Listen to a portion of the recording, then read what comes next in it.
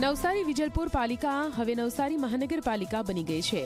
જો કે આ વચ્ચે જૂની પાલિકામાં કામ કરતા અધિકારી કર્મચારીઓ ચિંતિત છે।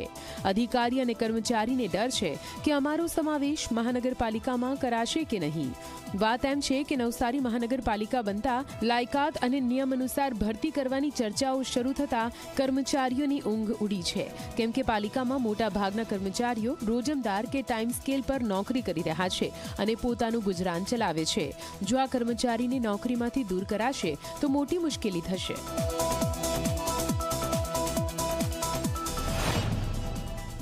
22 થી 23 વર્ષથી વાલ્મીકી સમાજના લોકો નોકરી કરે છે, તો તે લોકોને કાયમી નોકરી આપે તેવી અપેક્ષા મહાનગરપાલિકા બની ગઈ તો વાલ્મીકી સમાજના જે સફાઈ કામદારો છે તેમને કાયમ કરે તેવી વિનંતી અને અમે તેની આતુરતાથી રાહ જોઈએ છીએ। બધા સાથે જ અત્યારે અમે કામ કરી રહ્યા છીએ। કોર્પોરેશનમાં અત્યારે ભલે અપગ્રેડેશન થઈ ગયું છે, બધા લોકો અહીંયા છે, સાથે સાથે કામગીરી કરી રહ્યા છે।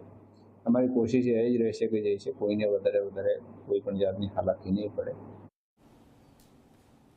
અને આ સાથે